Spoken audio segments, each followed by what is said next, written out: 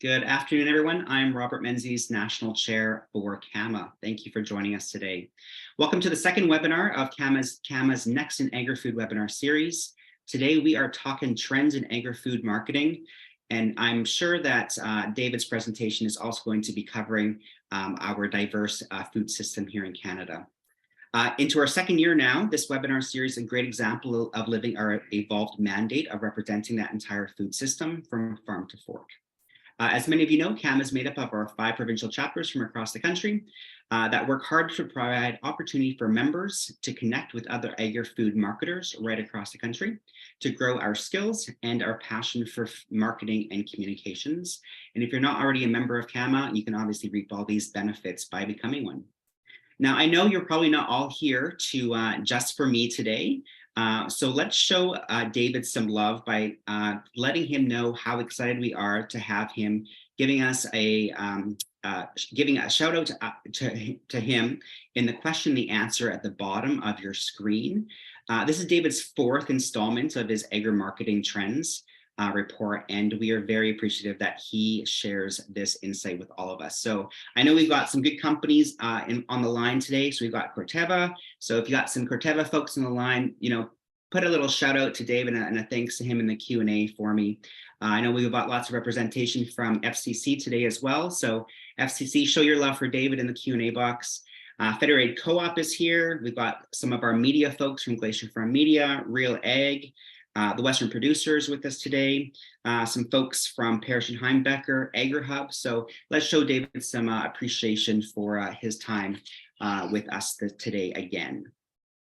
Just to note that we are 1.5 hours today for the webinar because David's got a lot to go over in his trends. So if you are needing to leave the 1 hour mark, as you know, the webinar is recorded. But if you're able to stick around for some of the Q&A afterwards, please do so.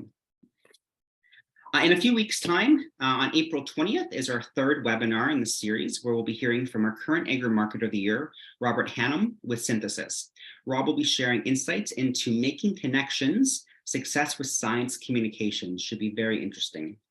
Our 4th and final webinar takes place on May the 11th with Sean Sunias with FCC on the topic of reconciliation within agri-food. So if you've not registered for either of those events, please do so. April 20th and May the 11th.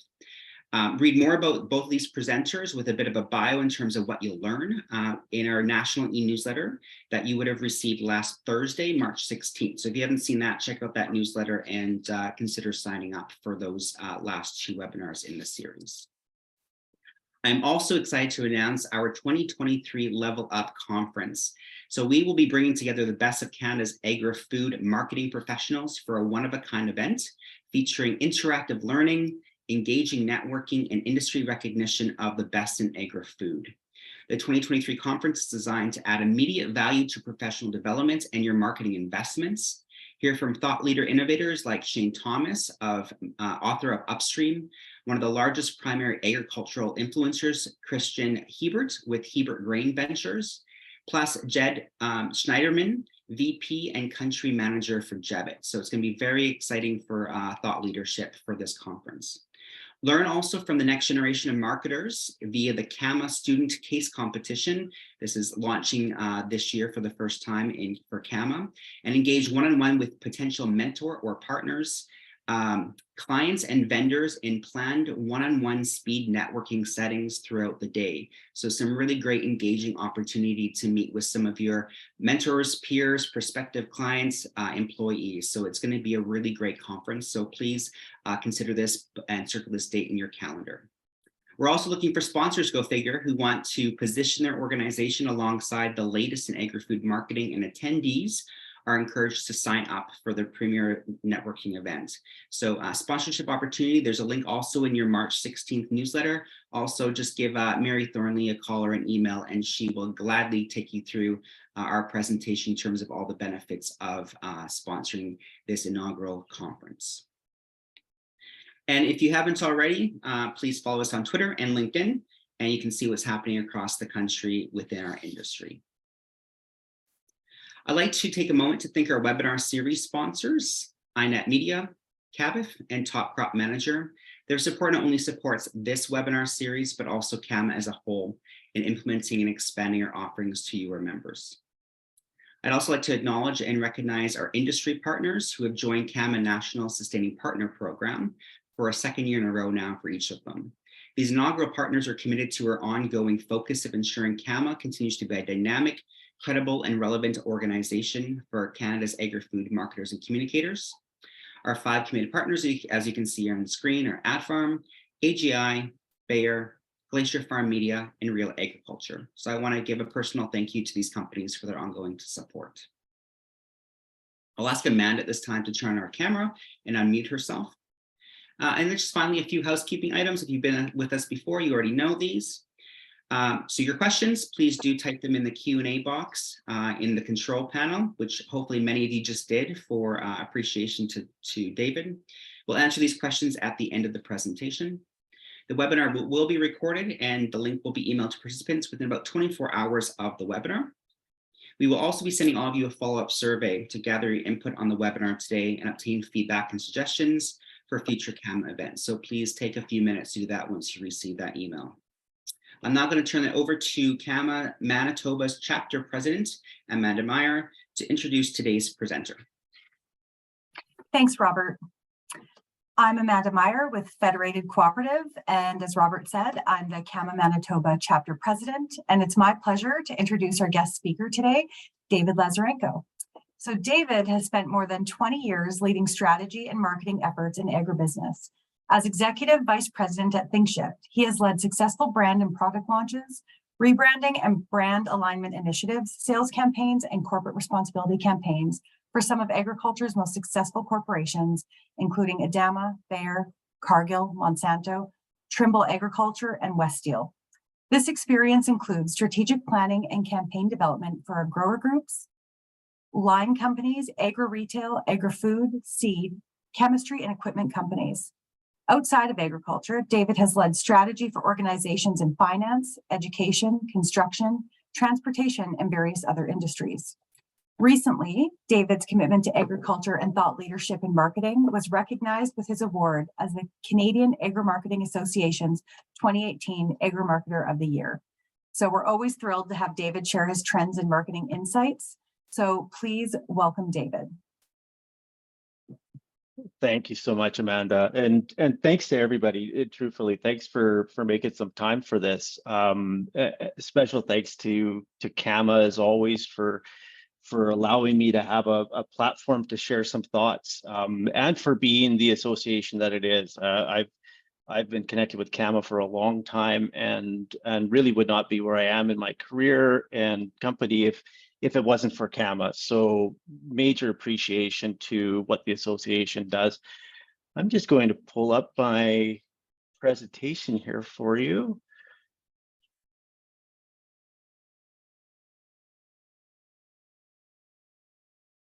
We could see that okay, I'm assuming?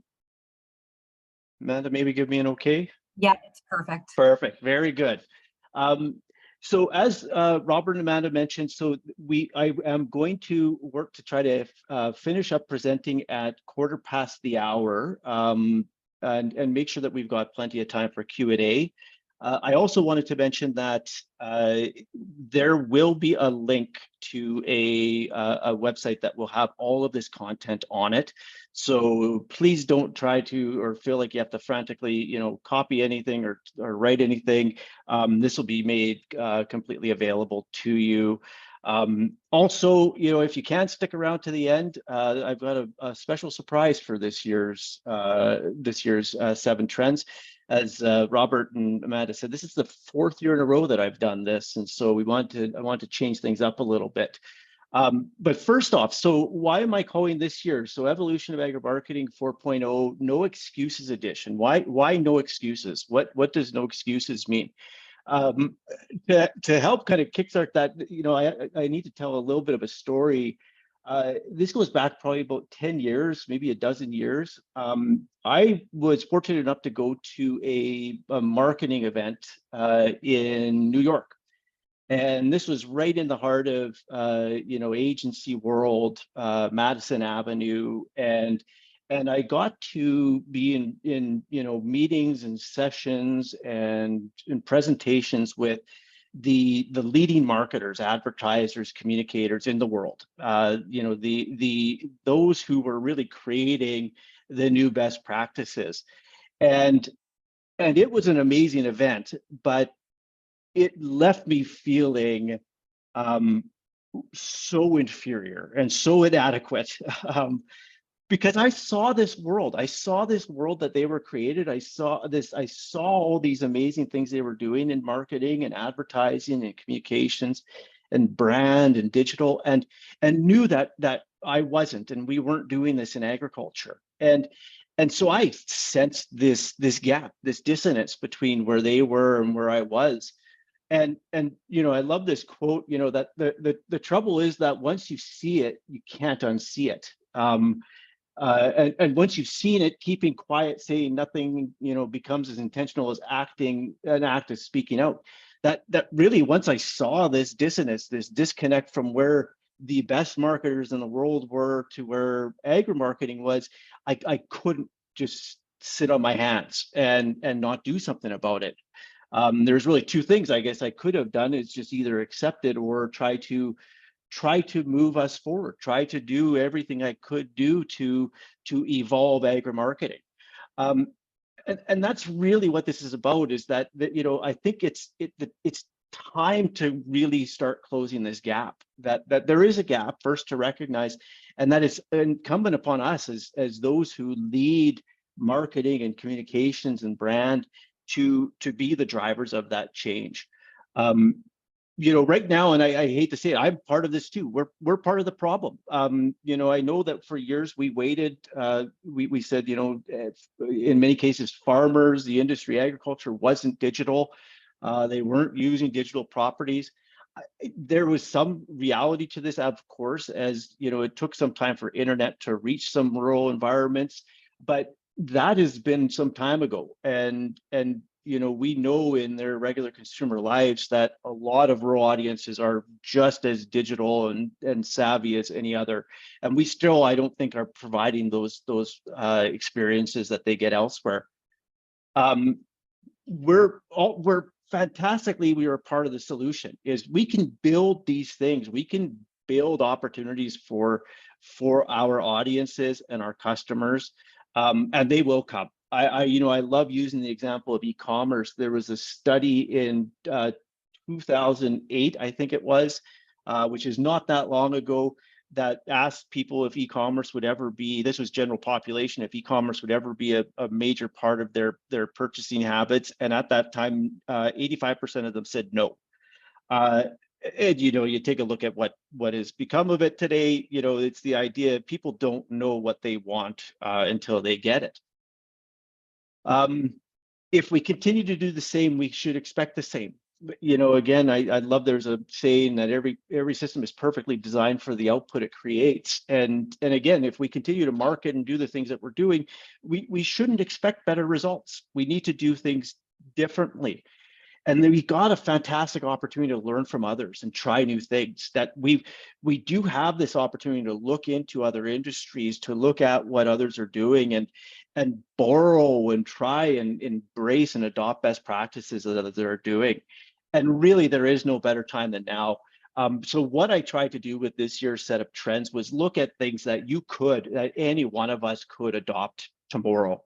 These are things that are not on the cusp of something that may be coming in 5 years. These are things that you can do immediately.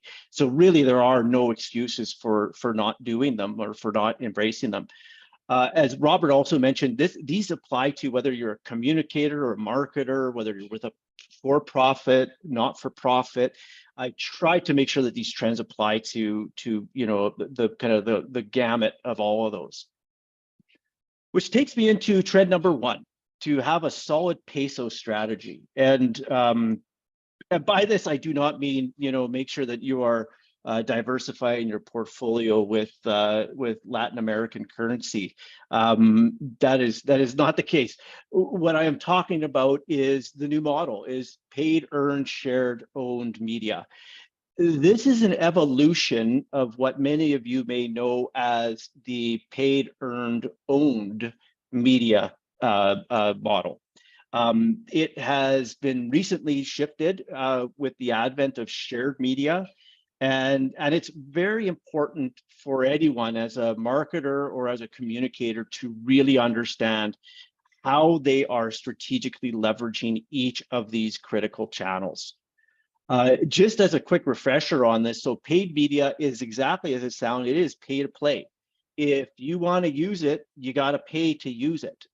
Traditional digital media are very common in this category, but things such as trade shows, events, contests, sponsorships, paid content, and influencers will even fall in this. And I say influencers, some people get this confused, is that paid influencers. So if you are paying for someone to speak about your brand or offering, it falls into this category, not under earned or shared. That's, again, been something that has changed in the last while, in that influencers used to always be considered shared or earned, but now you can pay for endorsements and sponsorships. That is paid media. Earned media is really where media relations, public relations falls. This is exactly, it's unsolicited, unpaid influencer endorsement, whether that comes from media or whether that comes from influencers. Again, the big caveat here is if you've paid for the influencer or for the medium, maybe through like an advertorial to promote it, it is not earned media. This is typically you've issued a press release, you've engaged media, they run something on your behalf, they interview you. That is earned media. Shared media is this new category. The S, the in peso is really word of mouth and customer experience. This is really taken off in the world of not just social media, but in e-commerce, reviews, comment sections. This is shared media. This is the audience speaking on behalf of the products, including, again, customer testimonials, reviews, and word of mouth. This is a major part of what influences purchasing decisions nowadays, and is a massive consideration for part of your media mix. And finally, owned media. Owned media is all of those communications channels that you can use to communicate to your audiences without paying for each and every outreach. So this is all of your web and digital properties, your email lists, your content, your social channels. These all fall within this.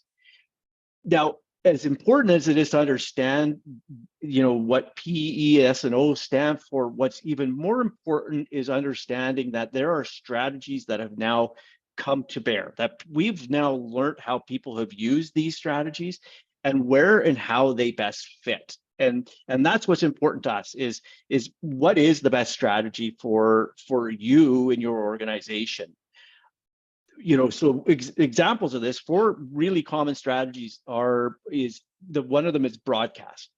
And broadcast is defined primarily by high paid investment and relatively low investments in earned, shared, and owned.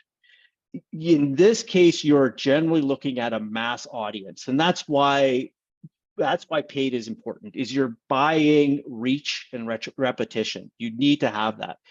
This is common to automotive, entertainment, consumer packaged goods, where their customer base is in the millions, tens of millions, hundreds of millions. Again, and the defining need here is to generate frequent repeat purchases from a large audience. That's where this comes in. This is where you see a lot of paid heavy media strategies. Another strategy that is really starting to come to fruition here is educate, though. And this is where you start to see lower investments into paid and higher into earned and owned, and also low into share. The audience in this can be mixed. This is common to NGOs and not-for-profits. and primarily because of the defining need. It's to drive a specific audience to awareness and action. It's if there's a cause that you're trying to get someone to take action. I always think of the Bell Let's Talk and the work that they do.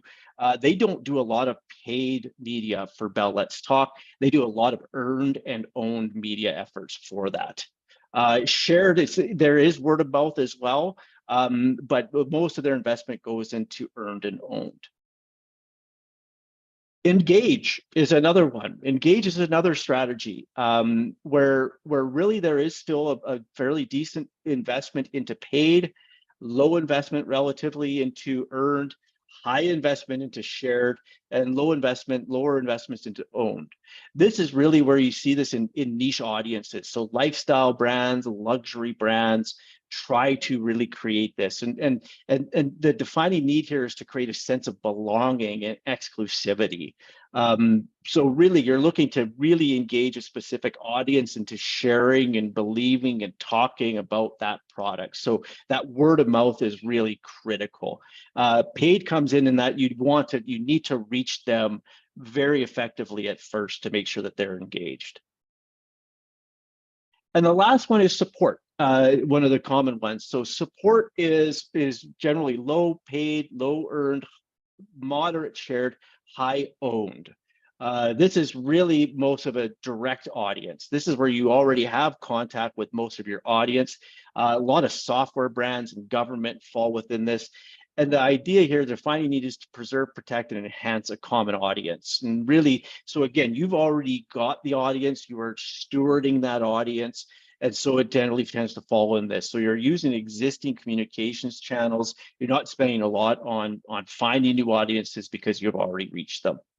One of the interesting things in this is that I still continue to see a lot of agricultural brands investing in what I would call the broadcast strategy, which really is, somewhat counter to the industry itself. We do not have mass audience, or what I would consider a mass audience. We are not looking at, that idea of frequent repeat purchases from a large audience in the millions, tens of millions, but we still tend to invest in that way, mainly because that was the most popular strategy for years. And I think that's where this allows us the opportunity to look at, well, what is a better strategy? Where can we maybe improve? On to trend number 2, and this is somewhat related. They're all somewhat related, but trend number 2 is to rely less on campaigns. And this may sound counterintuitive coming from someone who works at an agency, and agencies really being synonymous with campaigns, but there's a reason for this. And a fun fact for you. So first off, I consider campaigns to be similar to swinging for home runs. Really looking for big reward. We want to get out into the industry. We want to get people excited, and we want to generate, not just awareness, but sales. We want to drive this all within a campaign. And so it's really this big home run effort that you're looking for. One of the interesting facts is, I'm not even a massive baseball fan, but I love the statistics around baseball. The team that's won the championship is usually not the team that has the highest number of home runs in the year. Actually, it's relatively almost never them. It is, I think it's like 98% of the time it is not the team with the highest number of home runs. And the reason for that is that home runs are great. Yes, they get you a run and they can get you a point, but they are very risky.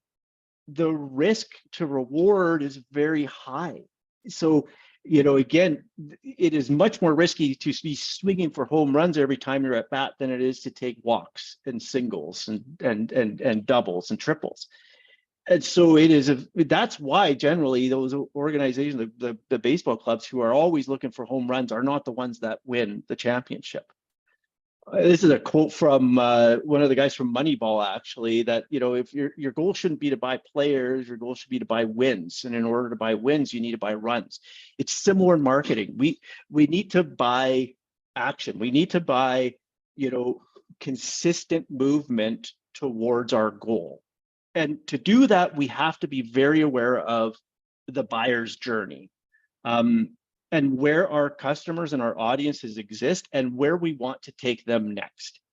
Just as a quick aside to this too, the buyer's journey is, yes, it is very much based on for-profit groups, but it has a counterpart in not-for-profit, the stakeholders journey. So while the buyer's journey is awareness, consideration, decision, the stakeholders journey is awareness, engagement, action. Very similar steps through both processes. What we see with campaigns is we're really trying to say one campaign is going to do it all. It's going to not only generate awareness, it's going to generate engagement, and it's going to generate action. And we have seen in time and time again that it is very few and far between that campaigns ever are able to do all of that. So relying less on campaigns is important because we need to reduce the amount of time and investment that we put into these high-risk things and make sure that we are putting investment into more practical efforts, that we are investing in those things that will generate, the action we desire, that are less risky, but are more assured. And again, we need to embrace that campaigns do things very well. I'm not saying no campaigns in any way, but they do generate awareness very well, but we do need to supplement them with more practical yet consistent efforts like earned media tactics, shared media efforts, direct to audience communications. We can't just rely on campaigns to do all the heavy lifting because, like I said, they are generally risky. Some of those examples, some of those things that may seem, less rewarding, but really do help you get those walks, those singles, those doubles. So walks, again, direct marketing to existing customers and followers. This is something that a lot of organizations still don't take full advantage of. They've got direct communication to an audience and they're not leveraging it. They're still going out with big campaigns and paying for new eyes and different eyes. Mobile optimized digital touch points is a walk. That's something so basic. We know, especially in the agricultural space, the smartphone is the primary device in most cases. Digitally enabled sales support materials. Again, like we know a lot of sales research and product research is being done online. Make sure you're getting that in place. Singles can be customer focused versus sales focused websites and social content. Conversion optimized websites with great calls to action, which I'm going to talk about later. Differentiated high quality promotional items. This is a great one too. Even promotional items help get people engaged, but so much dollars are thrown into promotional items that are just the same old stuff. Doubles, again, content or contest-based lead ups or lead sign-up campaigns. Even just lead generation, a great example. Trade show-based prospect engagement events, online meeting scheduling tools, and finally triples, things like customer loyalty offers and special events, digitally automated lead nurturing content sequences, CRM-driven individualized customer marketing campaigns. These are all things that really, again, almost in many ways now we've seen have proven efforts where the reward to risk is much less than running that big, expensive broad campaign and hoping for the best.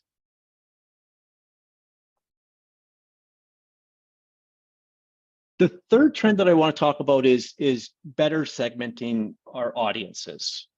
And again, I think this is a really important one because it's an area where I see a lot of great work being done elsewhere in many other industries, but maybe not as much in our space.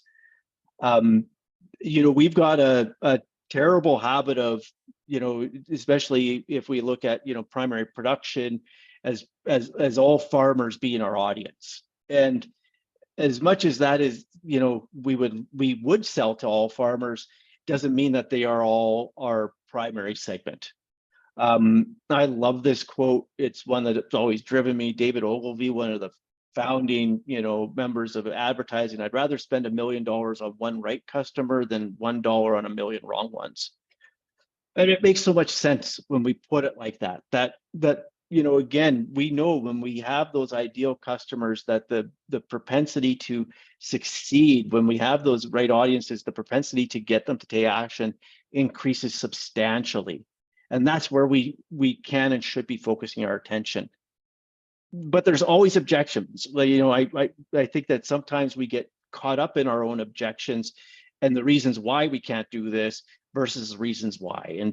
And I want to address some of these objections, because these are some that have come up a lot, that the market sizes that we deal with are too small to be segmented. That I'll use canola farmers as an example. There's 43,000 canola farmers in Canada. That's not a big audience, so let's just target all 43,000. This is what 43,000 looks like. It's a lot of people. It's a large group. And 43,000, there's a lot of differences within a group of 43,000 people. And so, again, there is still significant opportunity to segment an audience this size and even smaller, to really target those who are best suited to your what you are looking to achieve. Another objection is that we can't exclude anyone. This is the biggest one, is, well, if we're going to segment, if we're going to focus on someone, then we're not going to focus on someone else, but we want to sell to that someone else. That's one of the biggest things. Segmentation doesn't mean saying no to a sale. It just means prioritizing where you're going to focus your effort. Again, it's not about if someone walks to your door and says, I want to engage, that you're going to turn them away. It's that, no, we're not going to look after or really invest a lot of dollars into those audiences that aren't going to engage, or likely won't, or are going to be very difficult to engage. Another one is that we already do segmentation, primarily using demographics. And I love the fact that people are doing segmentation and using demographics, but demographics is great, but it is dangerous for segmentation, especially if that's all that you're using. Demographics, when we start to look at things like age, crop type, crop size, even like different backgrounds, they tend to paint pictures of commonalities that don't exist. Different folks at different ages can be or different folks of the same age can act and think and behave very differently. This is where things like ageism and sexism and all those things come in, is because we use demographics as a means of saying these people are all the same. So then how should we segment? What is this new model? Well, we've got one that we've created and we use, and we found it to be very beneficial. And it mixes what we call classifiers and qualifiers. Classifiers are what we would typically call these are binary traits to classify individuals. They allow us to put people into a certain bucket because they either possess the trait or they don't. Most demographic information would be classifiers, so things like age, farm type, size, farm type, business type, sex or gender would fall within this. Even the geography, region, these would all be classifiers. The thing with classifiers, while they do allow us to put people into buckets, they don't tell us a whole lot more. They don't, and we should be very careful in assuming that it tells us a whole lot more. So an example of this is, a 40-year-old female in Iowa that owns a dog. So what we do know is that she's 40 years old, she's female, she lives in Iowa, she owns a dog. Assuming anything more from that is very dangerous. We shouldn't make those assumptions. That's why classifiers can be dangerous if you use only them. And that's why qualifiers are very important to build into your segmentation.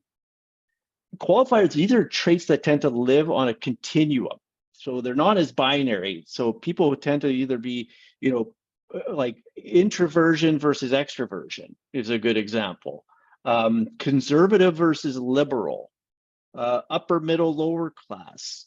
These are things, again, that tell us something about and profile the individual in a different way. They actually do, they qualify the individual. And so an example of this, in the first example, again, we had the 40-year-old female in Iowa that owns a dog versus an independently wealthy 40-year-old female in suburban Iowa who treats her dog like a family member. In that second example, with the qualifiers, so again, independently wealthy, she is suburban, and she treats her dog like a family member, we would guess that, yes, this person probably spends a fair amount of money, has a fair amount of discretionary spending, and could spend a fair bit on her pooch. This is likely, again, so it tells us a lot more about this audience member than the first. So the way that we generally apply this is we would look at, using these on an axis, and at least having, you could classifiers and at least one qualifier. So I'm going to use an example here just for primary production. So example of a classifier might be size of potato farm, and the qualifier might be desire to grow their business. In this regard, if you put these on here, you would have everyone from the hobbyist who has a low size of business and a low desire to grow, to the enterpriser who's got a high size of business and a high desire to grow, and everywhere in between. So again, you start to really see the big difference in the way that an enterpriser would act and behave versus a hobbyist. Great way to start to look at that segmenting. The other option, of course, is to go with two qualifiers. So again, similar kind of way of looking at it. On one side, the qualifier may be risk tolerance. So risk tolerance may be one. The other one is desire to grow business. This is interesting. So again, if you have low risk tolerance and low desire to grow the business, you might be a don't rock the boat type, business. So I'm not looking at any change. So don't come to me with new and fancy stuff. Versus, high risk tolerance and high desire to grow the business is the go big or go home. Willing to take high risk, high reward. Willing to try. That's generally probably where you're going to find the early adopters. So again, this really starts to help you find and identify ways of segmenting your audience that will really tell you more and allow you to hone in on who is going to convert. Trend number 4, improve your calls to action. And I apologize for this. As part of my research for this, I did take a look at I was shared a list of some of the companies that were going to be coming on the call, and I went on your website, some of them, and I pulled some of these. So these all live out there in the agriculture, agri-food space, and this is primarily what you see if you go to a website in our space as it relates to calls to action. Very similar, primarily that contact us, sign up, find a rep, book a meeting. It's great that we have these calls to action. I'm not saying that these calls to action don't have a place, but this is primarily the only calls to action that you see. And that's the issue, is that there needs to be multiple different calls to action, because people will live at different stages of the buyer's journey. And because of that, they're going to have very different needs and different calls to action that will appeal to them. So the most common mistakes that I see in this space of calls to action is, again, using contact us as the only CTA throughout the site. One of the big issues with that is, again, if someone is coming to your site and they are in the awareness stage, they don't know much about your products, they don't know much about your company, they don't know much about what your cause is, their likelihood of contacting you is extremely low. So putting such a deep call to action in front of them is not a great thing, is not great. You're not going to see a lot of engagement in that, for the very reason that it's essentially the wrong wrong call to action for the audience. Another one is placing calls to action below the fold or too deep into the content. We see this frequently. It lives at the bottom of the page.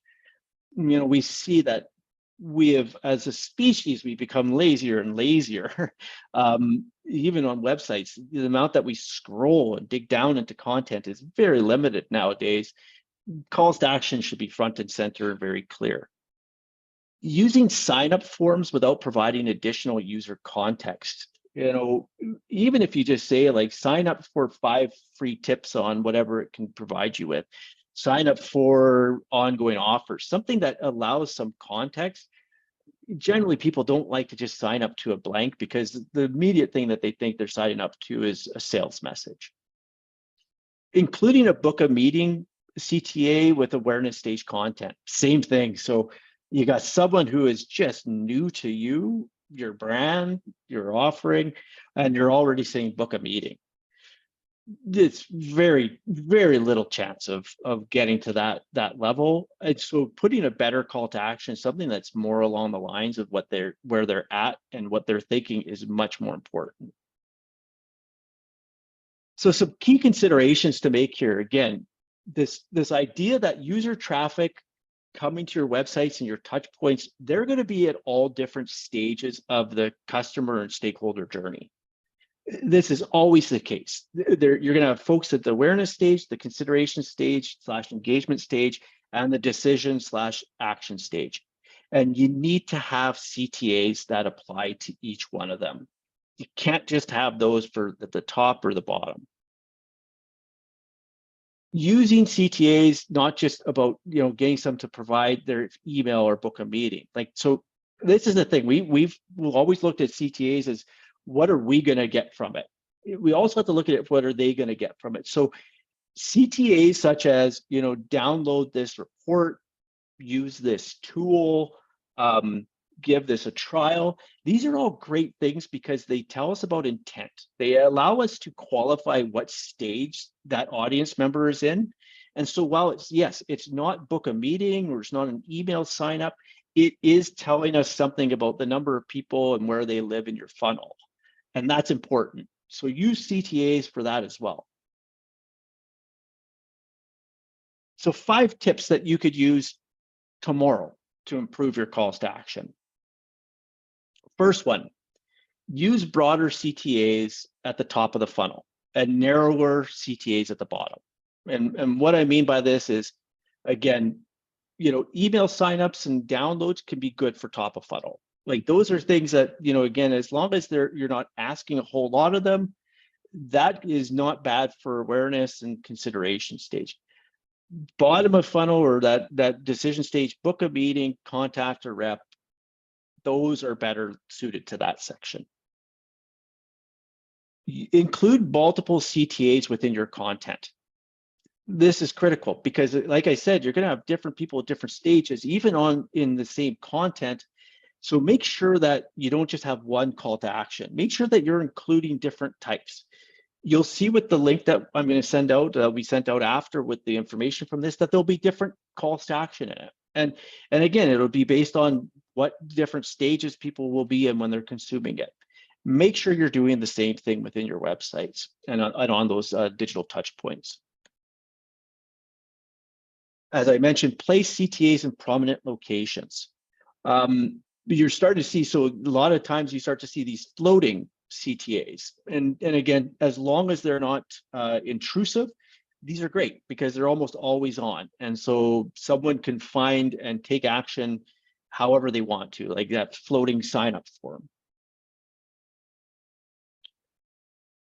Provide the user with context about what to expect. So as I used as an example is generic sign-up forms don't work well. So sign up for new product alerts.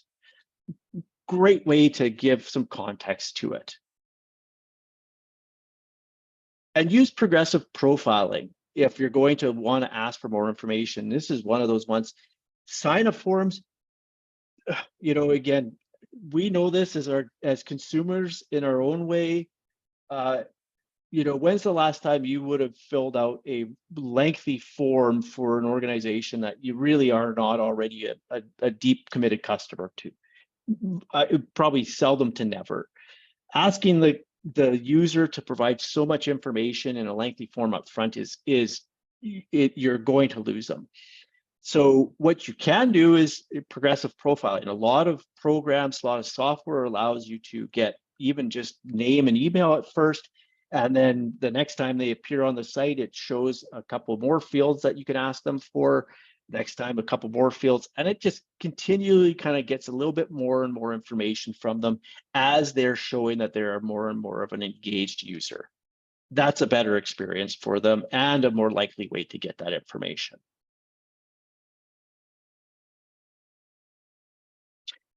Before I move on to this trend, there are sources of information like HubSpot. HubSpot is phenomenal for this. They were one of the pioneers in the world of content marketing, inbound marketing, and the like, sales enablement and lead generation and everything.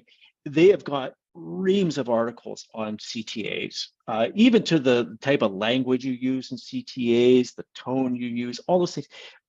Fantastic source of information.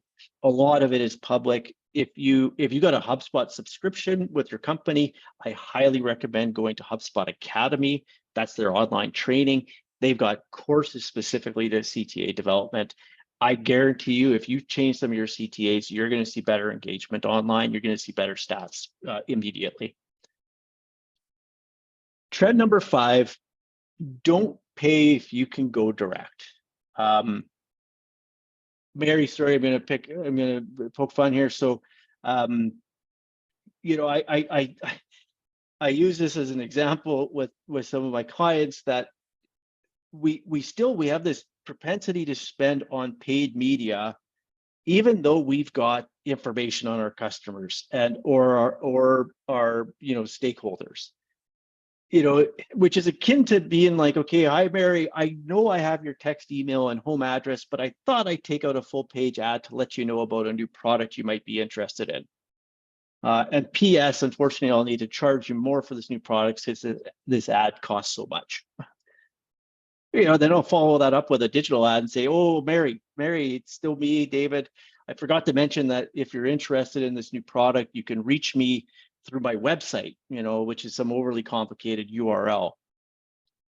Again, it sounds like folly when we put it like this, but we as marketers and communicators, we still spend a significant amount of money on paid media when we could be investing a lot of that into direct communications and direct efforts. So why do we do that? Why does agri-marketers, why do we tend to spend so much on paid media? There's a few reasons. One of them is easy. And it's easy primarily because it's familiar. We've done this for years. We didn't have owned media in many cases, like especially for those who are of my ilk, for most of our careers. And so we never leveraged them. We never used them. We used paid media, and this just stuck around. And also because, even with owned media, we still kept using paid media. We still kept investing in it. Instead of investing less, we just kept doing it.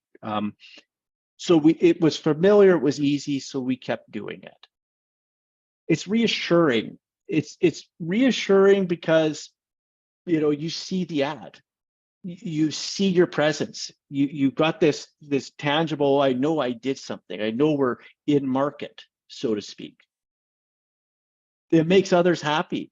This is an important one. I've heard this a lot too, where, well, our sales team really likes to see those ads, because that lets the sales team know that we're doing something.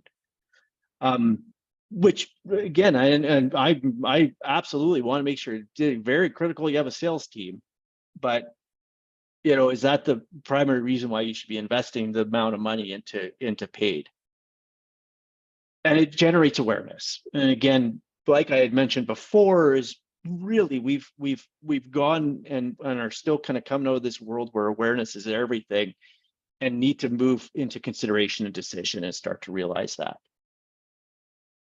Now, before I go deeper, I want to make sure because paid media is critical. I am in no way saying paid media does not serve purpose. It absolutely does. Examples like there are great examples, multitude of examples of how paid media is critical at the awareness stage. Even as many, in the consideration stage, essentially where you're, starting to position why your solution is the solution. And even at that decision stage, I still think one of the best kind of decision stage paid campaigns I saw was RBC. And I think that this is 2021. I was surprised they're still doing this. Switch to an RBC account and get the latest iPad at no cost. Like that's a decision stage. That's a very much, I'm going to switch accounts. I know I'm going to switch bank accounts. I want to know the best one. I'm going to do it because I get a new iPad. So again, great opportunities to use this even at all stages, but know when and why you're using it. At the end of the day, though, you got to understand that, like, when we look at the amount of investment, effort, and time it takes for an audience to take that next action, it actually increases as you go further down that funnel. For someone to become aware, it does not take a whole lot of time and effort on their part. It's not hard to make someone aware. If you could reach them, and we can reach audiences better now than ever before, we can make them aware. Driving engagement and consideration is much more difficult. We need to now get a significant, much more sizable amount of their time. And especially getting into decision and action, we need to get them on our side. We need to get them to believe in what we're doing. And so the time, effort, and investment that we should be spending towards that should be proportional. It should be in the same regard. But we tend to spend most of our time, effort, and investment at awareness and less at that bottom section. A great example of this is if you think of it through the lens of yourselves as a consumer. Think about the amount of time, effort, and investment it takes you to read a car dealership's ad. Like none. It's not hard to read an ad. It's not hard if an ad pops up. It's as long as it captures your attention, if it's engaging enough, it's not hard to take a look at it, to give it a glance. That's not difficult. To check out their website. So check out their website does this, like I'm going to click on that next button. I'm going to take the time to do that. Whether I'm going to stick around, that's to be determined, but still not a whole lot of effort we're asking for. To research products. Research products means that I'm going to spend some time on the website. Now I'm actually going to take a look through a couple of the cars that they have, a couple of the vehicles that they have. I'm going to start doing this. To go to the dealership, to go from, I went from researching products online to going to the dealership, significant amount of additional effort. And to finally purchase a vehicle. Again, so effort on behalf of the customer increases significantly between each of these stages, but our investment tends to be so front loaded. And this is our opportunity is to make sure that our investment of time, our own investment of time, effort, and investment is better aligned to where the effort needs to be on the customer side.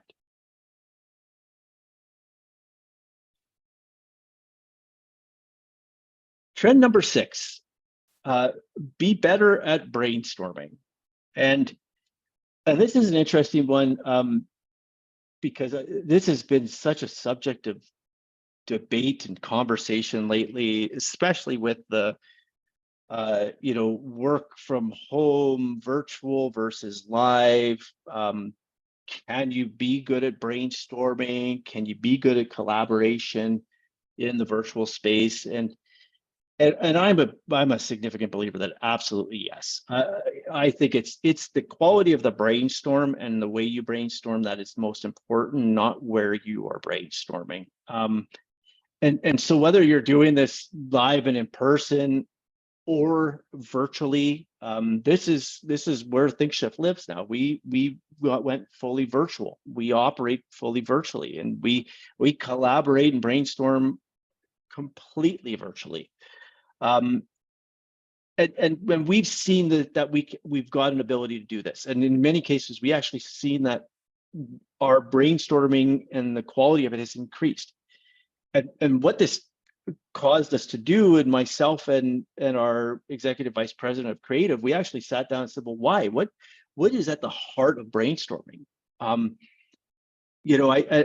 think that we've finally identified what it is, and I'm going to share that with you. But first, it's important to understand why brainstorming is so critical, especially for us at this stage in marketing and communications. One of the biggest ones is that brainstorming allows different people to bring different perspectives.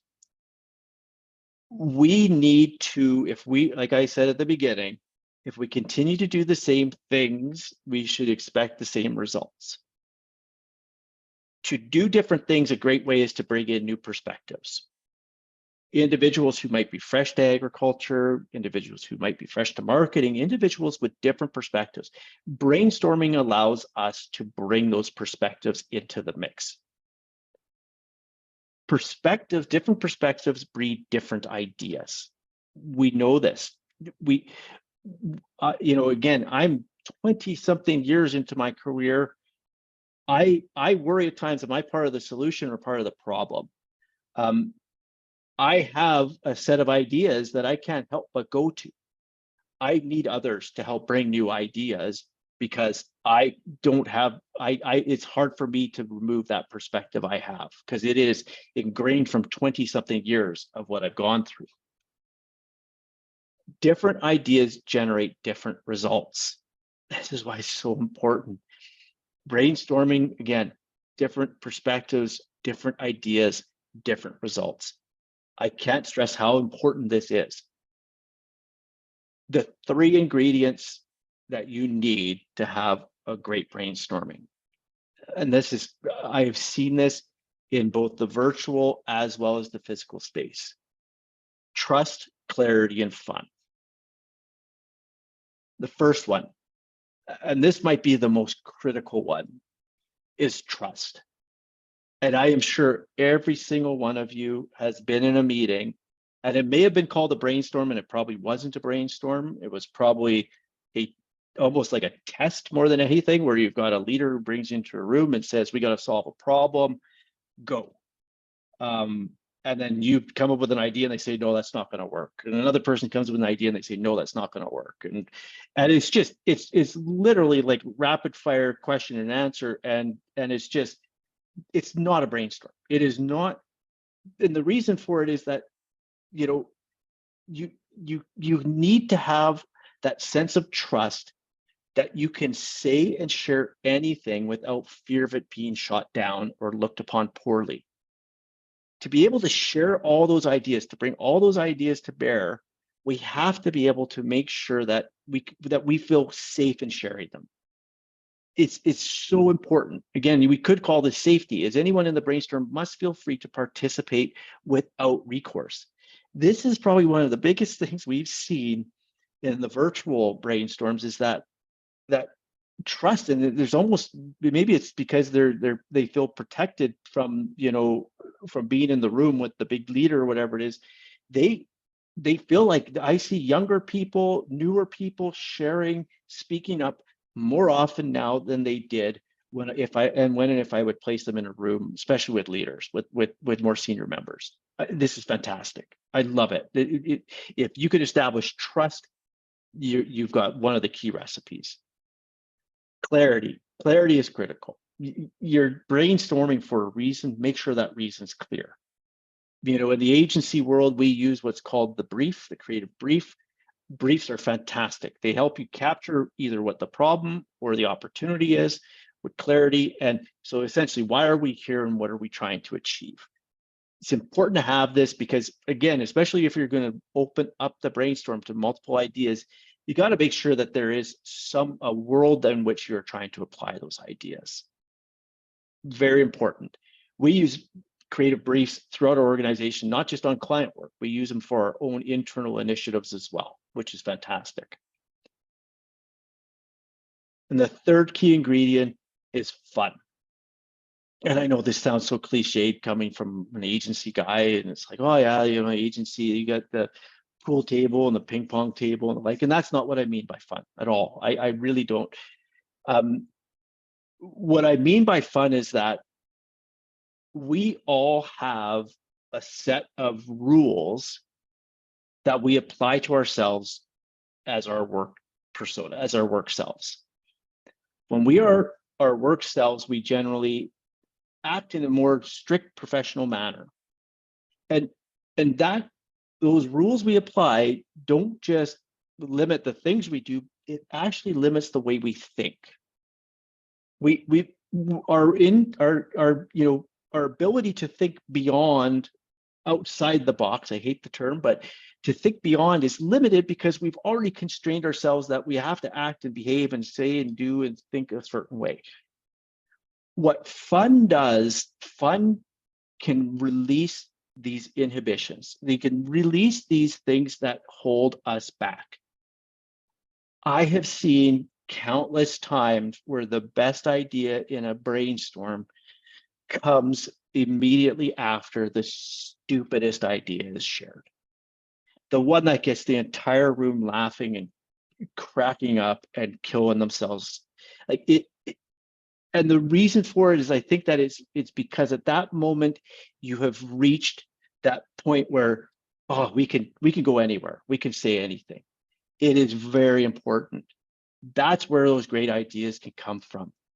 And we even, like at ThinkShift, we've got what we call the Shift Disturber Award. Shift Disturber Awards goes to 2 people every year. One person who comes up with the best ideas in the brainstorm, and the person who came up with the worst idea in a brainstorm. We want to celebrate those bad ideas. We want to celebrate people feeling free to share and have that fun. Critical. If you're doing brainstorms, put a good dose of fun into them.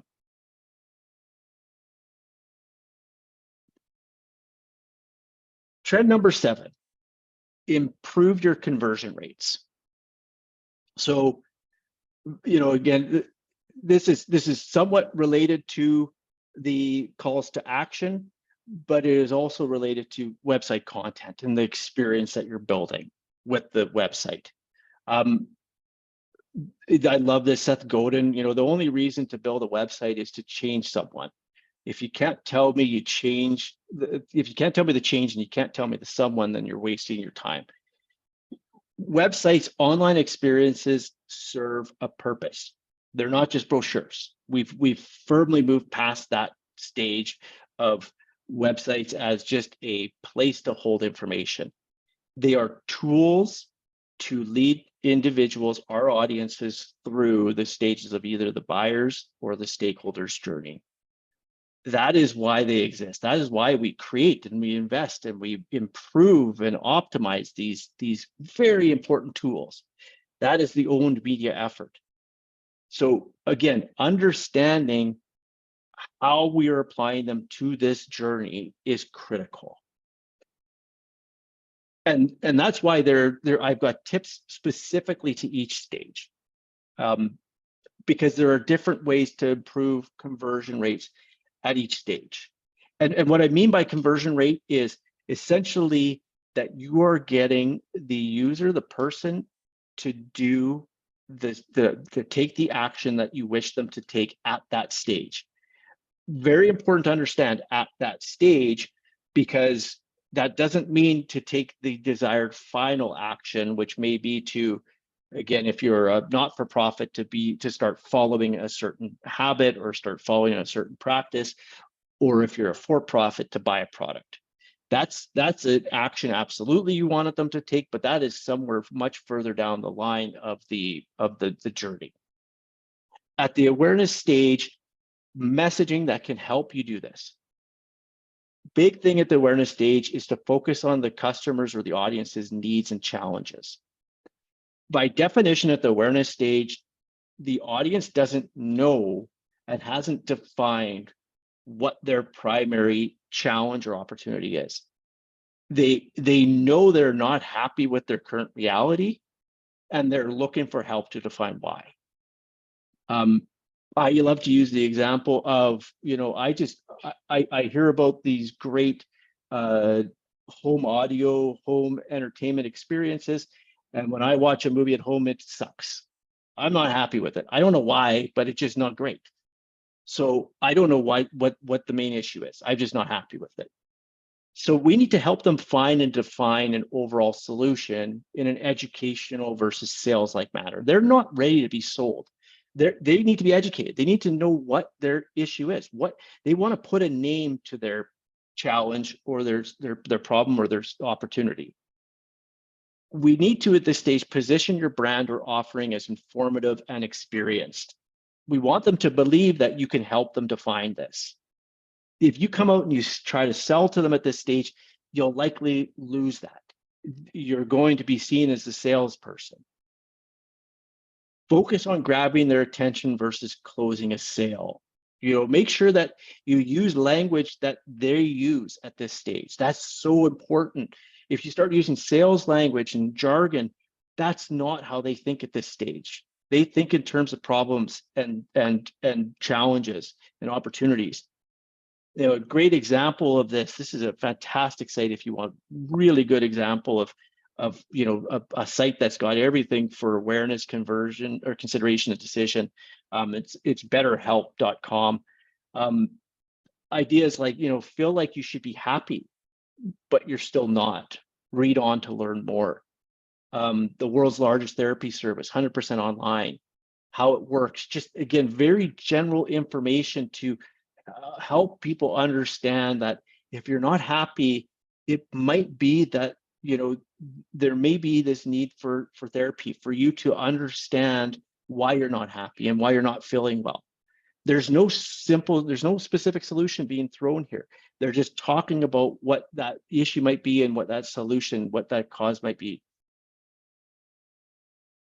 In that consideration stage, the focus is on providing customers or audiences with the information they want to fulfill their research needs. So at this stage, they have identified, again, we've helped them in the awareness stage. We've probably helped them identify what their issue is, what their challenge or their opportunity is.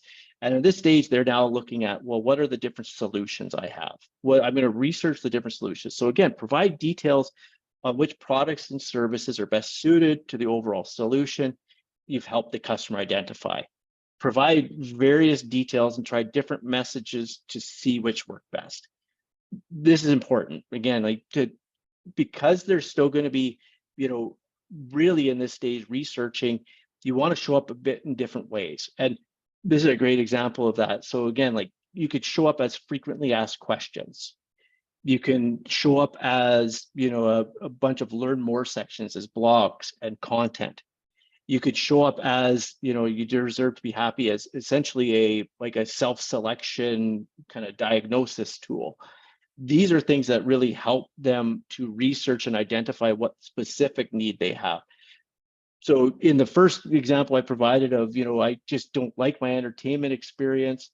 If I went, I was thinking of a place that provided a good example, it would tell me, okay, well, really it's your audio visual equipment that's failing you. You need better audio visual. At this stage, it would help me to identify, well, is it mainly the audio? Is it mainly the visual? Why is it the audio? Why is it the visual? What do I need to know about that? It's still not selling me on a specific product. It's still not pushing that product, but it's helped me identify what those solutions are and why I need to know them. Decision stage messaging. So this is where, again, use product service. You could use comparisons. This is also, if you have different options, different offerings, different, ways that you're trying to get the customer or the audience to take action, show them these side by side. Use testimonials. Testimonials are fantastic at this stage. Frequently asked questions specific to products, specific to services are very important here. Like this is where reviews and customer word of mouth are very important. Again, this site did a great job. They've got all these testimonials. They've got this fantastic, easy to see. So we call these battle cards. How BetterHelp works better than in-office therapy.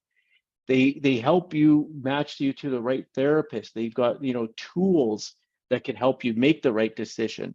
They allow you to give it as a gift. They allow you to engage with it in multiple ways.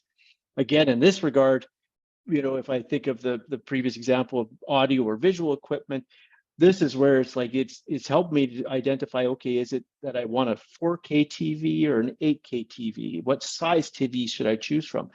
What manufacturer is best? Is it an OLED versus a different type? Is it audio? Is it wired versus wireless? Like that's where a lot of that content would help me. Again, really then speaking to a higher depth of research and helping to lead to that specific decision that they're hoping to make.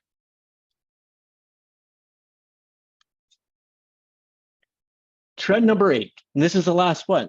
And this is trend 8. This is the surprise. So there's an additional trend this year. I've always done 7 trends, and this year I wanted to do an 8th trend because I thought it was so apropos based on what was happening in the space of AI, and the ability to streamline our marketing communications effort with AI, with artificial intelligence. And no, I don't mean this. I don't mean what everyone for so long thought of AI was, a bunch of robots working in at laptops.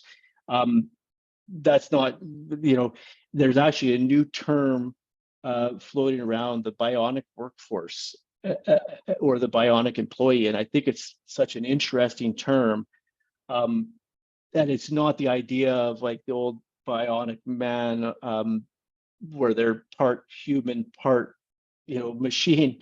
It's this idea that with these AI tools that the average person can achieve so much with tools like OpenAI, which is ChatGPT, Salesforce's Einstein, Stability.ai, DALL-E 2. Like these things allow one individual to become an army of individuals. They allow them to produce and do more than ever before because they've got these tools at their disposal. That's this world that has become available to us, to all of us as marketers. And so there's some areas where I see immediate opportunity in this, immediate opportunity to start taking advantage of this. One of those areas is customer and trend analysis. This has been a fantastic thing. I've seen this in many areas of agriculture, the use of CRMs like Salesforce to track customer and audience information. The benefit of having that information stored in a CRM, especially if it's been stored properly, is it allows you to utilize things like Einstein.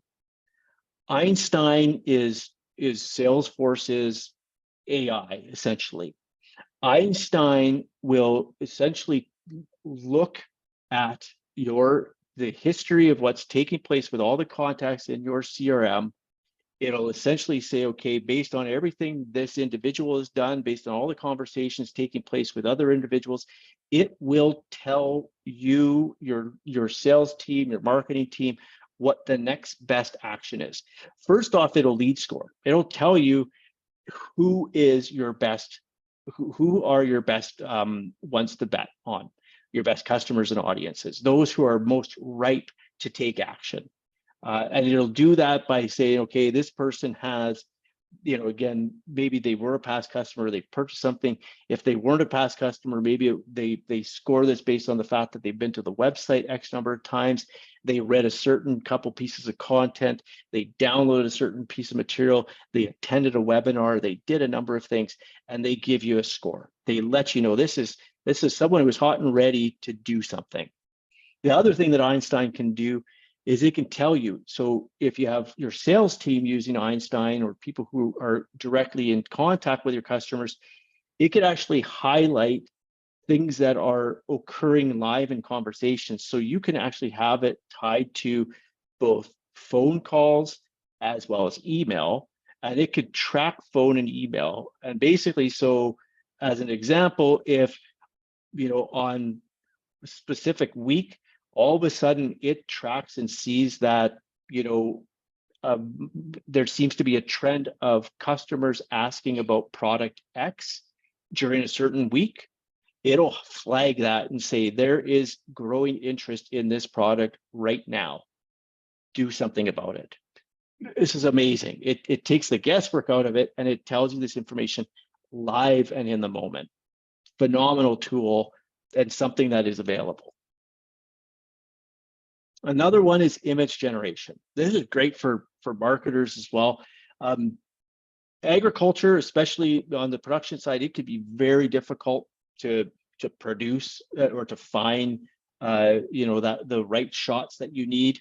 I'm not talking about the farmer in the field shots. God knows we have enough of those. We've got so many of those, and I would be very cautious. I would be very cautious about using those because differentiation is very low with those. But the ability to create very specific image types, these AI softwares are getting so smart that they're able to do some of this and allow you to avoid having to try to find really difficult stock photography or having to coordinate and produce an actual photo shoot or to design it. This is a series of images that our team created of decomposing flea beetle on vegetation macro photo using Dolly 2. Again, shows the quality, the image type. It shows what these software are now available of doing and how they can help to streamline your effort. Massive opportunity.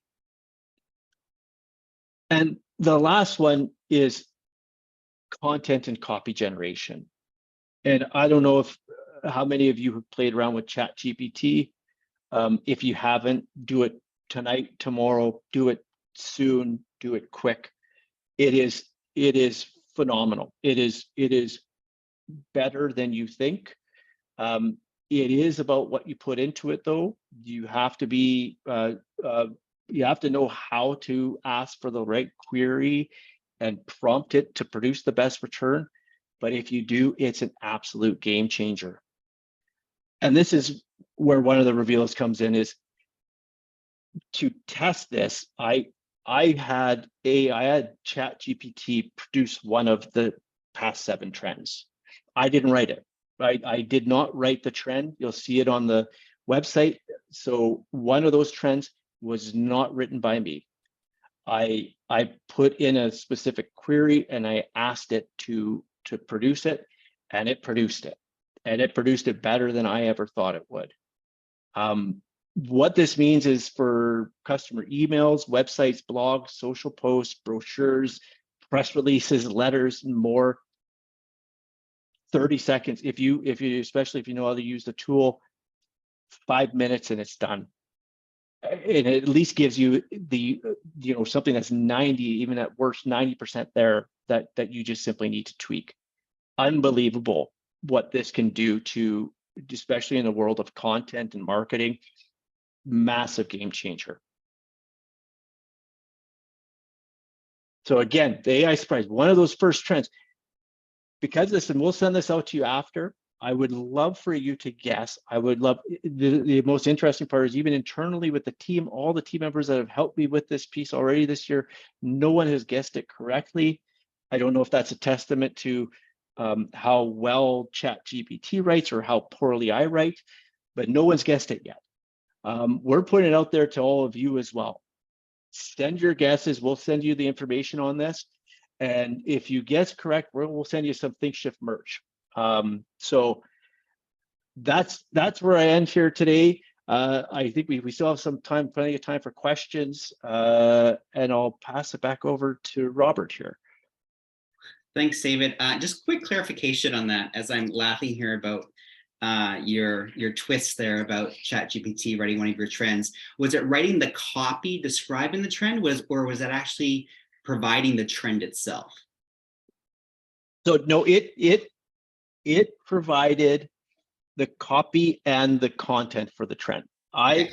I asked it to write a trend on a specific subject, and it produced everything. Because if you said that it actually generated a trend, I'm sorry, my friend, you're out of a job. And next year, the Trends No. 5.0 will be featured by ChatGPT. So It very well may be either that, or it just will make this very easy. Yeah, exactly. So that's all right. Put myself out of a job. Yeah. Thank you for that. Lots of questions that I've got. I know there's one in here too from Karen, which we'll get to. But for anyone that has questions, now is the time to do it while we've still got David with us. I wanted to start off with kind of probably all over the place, but trend number 3 was better segmentation, where you're talking about qualifiers. So I was thinking to myself, how am I getting qualifier data? So is AI helping with a little bit about this with this? But can you help us out here, some of the marketers in the line, about how they're able to gather some qualifier data? Yeah, a few ways that you can do it. So some of it can be purchased through research. So again, like through good research, you can ask audiences about that information. A great way to get that information and get that qualifier information is through looking at trends within. So if you have an existing customer list, look at trends within them. You can generally see those who are risk tolerant, who aren't risk tolerant. Those are trends you could generally see based on purchase habits. You could also identify trends based on, the type of content they're consuming on your website. There's a number of different ways. Again, like I know that we've both conducted a lot of research to get some of it with our groups. Another great source is to leverage your customer service reps, those who deal directly with the individuals. And even though that might feel anecdotal, it is pretty good. They've got a pretty good pulse on who is and isn't risk averse, who is and isn't interested in growth, who is and isn't, like those types of things. Those are great places for it. Great, love those. And one last thing on that. So this is the other benefit. So what we've generally done with our clients is we started with their existing customers and said, okay, let's segment your existing customers based on this, because we could use your sales team, we could use your data, we could group them accordingly. We can then use the beauty of things like lookalike audiences in digital marketing to find others that show up in a very similar manner. And that's the benefit, is then we could target others that we don't know of that are essentially showing the exact same type of digital footprint, digital experiences as that audience. I want to move over to trend number 7, improving your conversion rates. Appreciate everything that you said there. I want to talk to you about the role, what your thoughts are about the role of standalone landing pages, where you are on that, or if websites are capable of, if you can build a main website and they're capable of supporting the customer journey. That would be my first 2 questions as it relates to conversion rates and landing page conversion. Yeah, so it's going to be a bit of both. So here's a good example of when. So first off, landing pages, whenever and however possible, try to make sure that they are built within your overall website. They don't necessarily have to be navigable from your main site, but it should be part of it for SEO and SEM for search purposes, so that you're not creating a separate and competitive, essentially, digital property. That's just one kind of technical tip. We look at creating separate landing pages if the experience you're looking to create for that audience is very different. So again, if it's very specific to a very, very specific audience, very specific offer, very specific product, and you want them to have all of that information, certain type of information kind of curated and catered to them, then yes, I think a landing page works well in that regard. It's very difficult to build a website for like 100 different audience types. And so if you do have, again, you're doing something very specific, then you could look at a landing page to curate the user experience. On the side of execution as it relates to marketing mediums, so still on the topic of conversion rates and, Yeah. and converting traffic. So I'm guessing it's a two-part. It's what you're saying within that medium, that it's, as you were talking about with an earlier trend, that you're saying the things that they're interested in or where they're at within their customer journey experience. And then I'm guessing linking to the appropriate place as well. Absolutely. It's the two sides. Is, you know, talk to them in the language that they're using at that time. You know, again, I love using the car buying analogy because, you know, someone who is just looking at cars, you know, interested in like seeing what's out there is very different than the person who's looking to make a final purchase. The type of information they're searching for is extremely different. And so, you know, again, like make sure you're using the right language and giving them the right next step. Right. Karen wants to know, so Midjourney, DALL-E 2, Stable Diffusion, are they free? Is there a more cost-effective one than another? What do you have found that has worked the best? Most will have free trials. Some of them you do, like, I know that we do pay for them because we do use them as part of our creative product. I believe that we typically use all three right now. They're not overly expensive. I believe that some are better at certain things than others. And so I would have to get back to you on, you know, which is best for which. But, you know, again, if we can get a name, I could definitely follow up on that and let you know what each one is best for. I could follow up with one of our designers on it. They would know better than me. Great. And then we got an anonymous question here about knowing that you had mentioned, and I know things should came out a while ago about being completely virtual. So this person is asking about what are the challenges that you see specifically with team building that you are in fact virtual. I know you did talk about this obviously with the better brainstorming trend. Yeah, Can you just speak about team building? absolutely. Absolutely. So interesting. It is so what we have seen, and I'm sure many of you have probably saw this too, is the unification of team got strengthened amongst teams that work together very frequently because they were working together more frequently and seeing each other. Again, I see the team that I work with, and that's not just those on the account side, but those that I work with frequently on creative design development very often. I'm on calls with them constantly. I'm in meetings with them constantly. I'm laughing and having fun with them. I'm seeing them all the time. So I feel quite bonded with them. We also get together. We have made it a purpose to still get together, which is another part. What we still had a challenge with is getting cross-team connection. So outside of your pod, you know, that silo piece a bit has been difficult, is making sure that we're getting, you know, a team that doesn't work together frequently with another team that doesn't work together frequently together somehow so that they could foster relationship.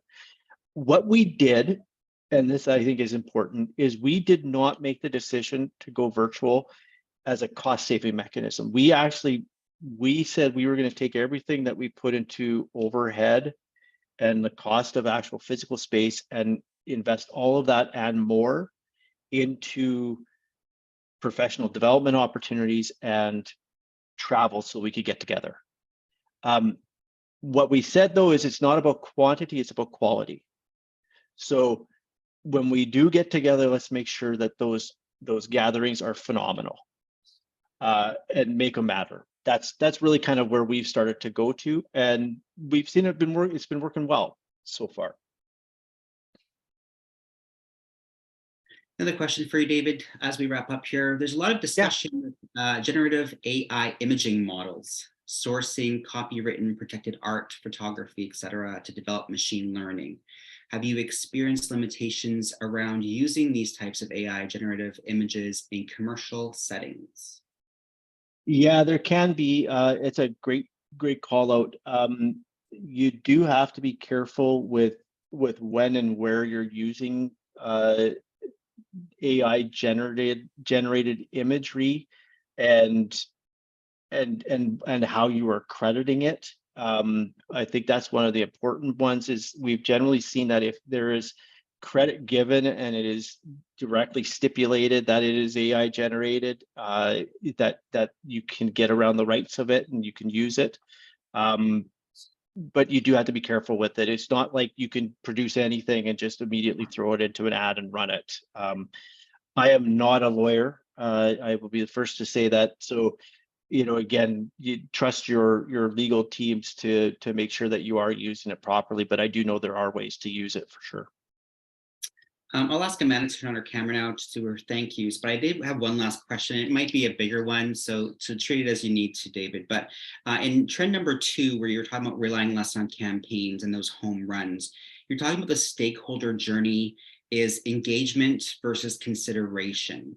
And I'm wondering, like, engagement, I talk about engagement all the time. Google is talking about engagement, right? That's going to be an SEO driver, is engaging content. Why can't the customer journey also be engagement, or is it in every stage of the funnel? It is. So, like, engagement is essentially like a critical prerequisite of consideration. So it's part of, like, you're not going to go into consideration unless you're engaged. So it's just in the buyer's journey. It's called consideration. It is. You have to be engaged. You could call it engagement, but it's someone else's terminology, not my own. Oh, yeah. Great. Well, thank you very much. I'll turn it over to Amanda. Well, David, thank you so much for sharing your expertise with us all. This has been great. In lieu of a speaker gift, CAMA will be making a donation to Agriculture in the Classroom Manitoba on your behalf. Thanks again to our webinar series sponsors, iNet Media, CABEF, and Top Crop Manager. And thanks to everyone for participating today and for supporting CAMA. So if you'd like to learn more about CAMA, please go to our website at cama.org. Again, thank you so much for your support today. Thank you, everybody. Take care.